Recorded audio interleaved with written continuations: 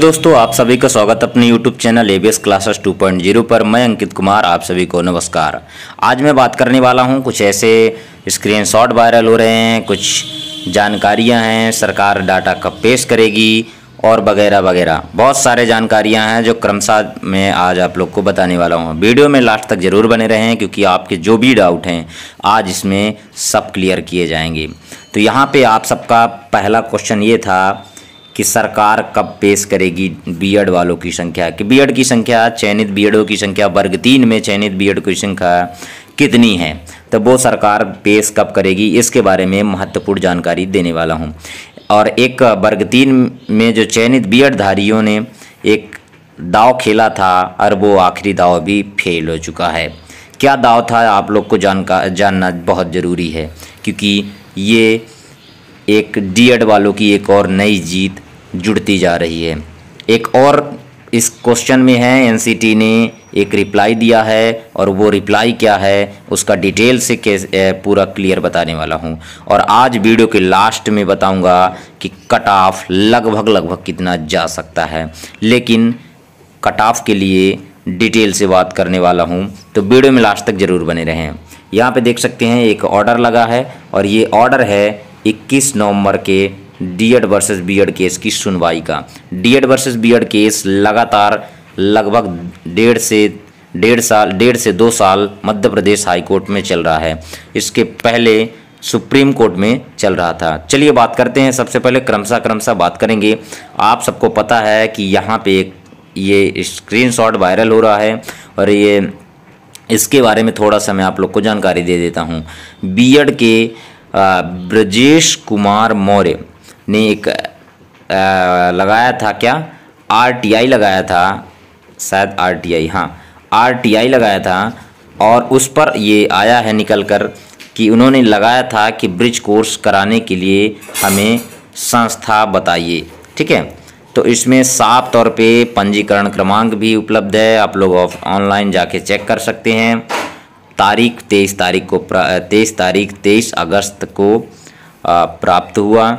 और यहाँ पे देख सकते हैं एनसीटी के लिए कहा गया है, स्थिति अनुरोध का निपटारा किया गया है जो वो कहा गया था। कार्रवाई की तिथि, ये जानकारी कब निकल के आई है, 21 तारीख को निकल कर आई है। और इस जानकारी में क्या लिखा है, जानकारी में लिखा गया, पहले ये कहा गया था कि एनसीटी हमें ब्रिज कोर्स कराए, तो उन्होंने जानकारी में लिखा है कि उपलब्ध जानकारी के अनुसार वर्तमान में कोई भी संस्थान प्रारंभिक शिक्षा में 6 महीने के विशेष कार्यक्रम की पेशकश के लिए एनसीटी की क्षेत्रीय समिति द्वारा मान्यता प्राप्त नहीं है। कोई भी ऐसी संस्था नहीं है जो ब्रिज कोर्स करा सके, और ब्रिज कोर्स पर ही आधारित मध्य प्रदेश की जो भर्ती हुई है, 6 महीने के ब्रिज कोर्स पर ही आधारित वर्ग 3 बीएड धारियों की भर्ती हुई है। कुल मिला के यही है कि अब बीएड धारियों के लिए एक और नई खतरा बनती जा रही है। कुछ लोग बोलते हैं कि हम ब्रिज कोर्स करेंगे, ब्रिज कोर्स कराएंगे, जब एनसीटी का ही गजट रद्द हो चुका है, संस्था ही नहीं है, तो किस प्रकार से आप बीएड धारी बचेंगे। और एक आगे इसके बारे में जानकारी, आप लोग को भी कभी आरटी लगाना है एनसीटी के लिए, तो यहाँ आरटीआई लगाना है, तो यहाँ पे आप लोग देख सकते हैं। एक पिछले वीडियो में मैंने थोड़ा सा, मेरे को जल्दीबाजी मिस्टेक हो गया था, मैंने आरटीई लिख दिया था जबकि आरटीआई होता है, ये मिस्टेक है। कुछ लोग बोलते हैं आपको पता नहीं है, ऐसा कुछ नहीं है, बस ये है कि थोड़ा बाय मिस्टेक ये हो गया था। नेक्स्ट मैं बताने वाला हूँ आप लोग को एक और जानकारी जो आप लोग को जानना बहुत ज़रूरी है। एक जानकारी ये है कि यहाँ पे देख सकते हैं कि जबलपुर न्यायालय में 21 नवंबर को डीएड वर्सेस बीएड केस की सुनवाई हाई कोर्ट जबलपुर में हुई, जिसमें आप लोग को डिटेल से आप लोग को पता है कि रेट पिटीशन नंबर 13/768, इसी में कनेक्टेड केस 595, 21/800 और 22/218। ये रेट पिटीशन इतने 4 केस कनेक्टेड हैं और इसी पर सुनवाई हुआ, जिसमें वकील साहब डीएड की तरफ से रामेश्वर ठाकुर जी, विज्ञान शाह जी, अक्षित गुप्ता, पुलकित भारद्वाज ये रहे। ठीक है, एडवोकेट फॉर पिटिशनर की।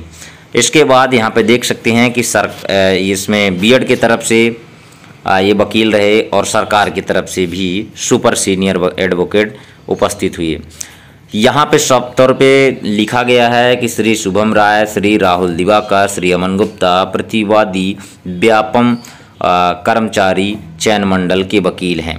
ठीक है, ये वकील साहब हैं, कहाँ के? सरकार के वकील, चयन मंडल के वकील। राज्य के वकील ने बताया कि उत्तर तैयार होने की प्रक्रिया में और इस सप्ताह के दौरान दाखिल किया जाएगा।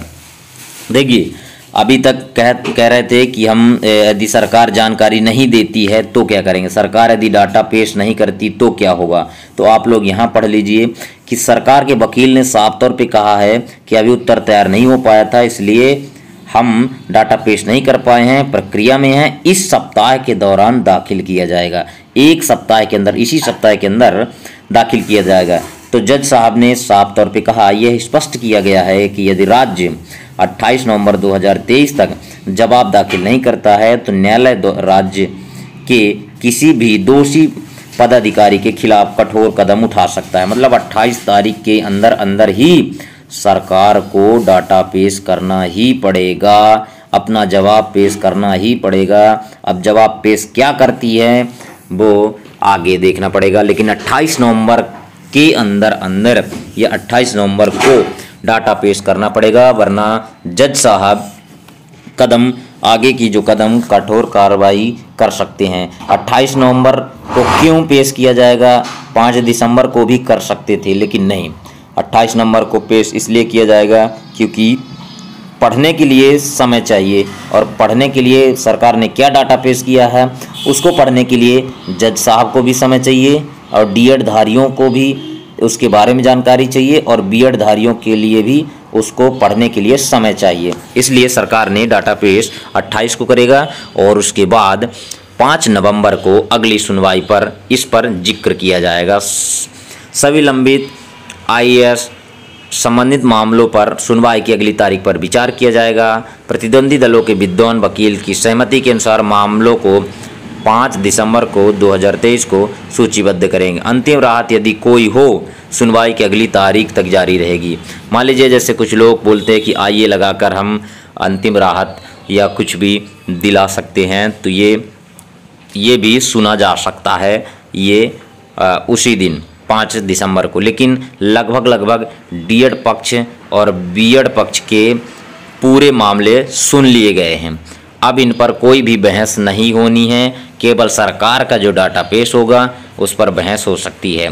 बीएड वालों ने इस बार सुप्रीम कोर्ट के वकील साहब को भी उतार कर और वकीलों की फौज उतार कर और अपने पैसे को एक बार फिर से बर्बाद किया है। लगभग 6 से 7 लाख रुपए उनके बर्बाद हो गए हैं। डीएड धारियों ने सूझबूझ के साथ एक नई चाल चलकर और अपने कुछ पैसों को बचाकर आगे की प्रक्रिया के लिए सेफ रखा है।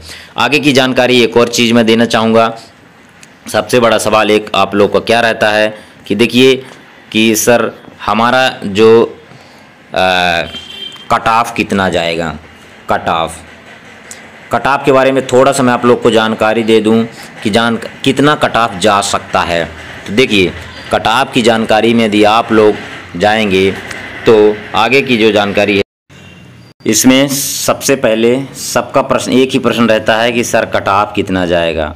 कट ऑफ के बारे में थोड़ा सा मैं आप लोग को चर्चा कर लेता हूँ, इसके बाद डिटेल से बताने की कोशिश करूँगा। देखिए सबसे पहले मैं बता दूँ कि मान लीजिए 21,500 पदों पर भर्ती हुई है, जिसमें से लगभग 13 से 16,000 बीएड धारियों की संख्या हो सकती है, संभावना है। बीएड धारियों की संख्या 13 से 16,000, जिसमें यदि इतने लोग हटते हैं तो आप लोग को पता है कि अदर स्टेट के लगभग ज़्यादातर जनरल से क्वालिफाई कर मध्य प्रदेश में टीचर बने हैं और वो सब ज़्यादा से ज़्यादा बीएड धारी हैं। तो यदि ये बाहर होंगे तो जनरल की कट ऑफ बहुत नीचे तक जा सकती है। इसके बाद आप लोग देखे होंगे कुछ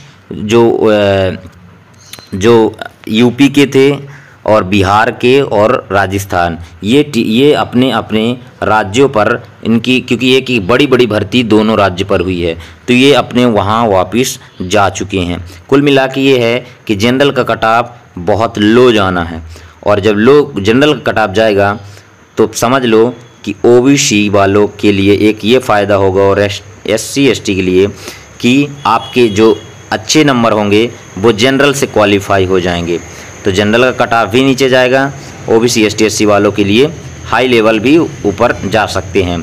और ज़्यादातर जो संख्या है वो OBC के और जनरल के ज़्यादा चांसेस हैं, लेकिन इस पर साफ तौर पे ये है ST के पदों पर जो आप लोग को पता है कि ऑलरेडी रिक्त पद थे, तो रिक्त पद और भी हो जाएंगे, लेकिन SC वालों के लिए लगभग पासिंग मार्क से 1-2 नंबर आगे पीछे कर लेना।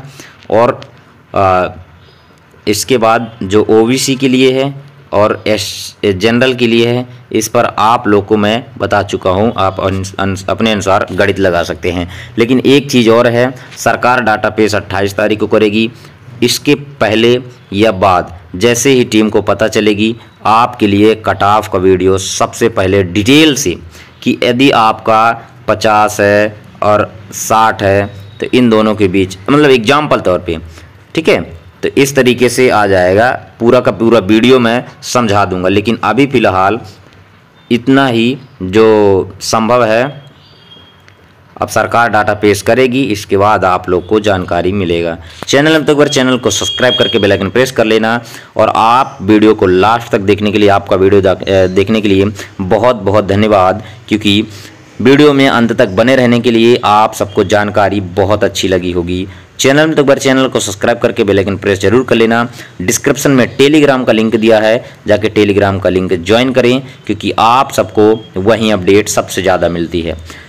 मिलते हैं नेक्स्ट वीडियो पर। वीडियो को शेयर जरूर कीजिए, हर डीएड धारी के पास वीडियो को शेयर जरूर कीजिए, क्योंकि इस समय हम सबको एकजुट होने की ज़रूरत है, एक मंच पर होने की ज़रूरत है, इसलिए चैनल को सब्सक्राइब जरूर कर लेना।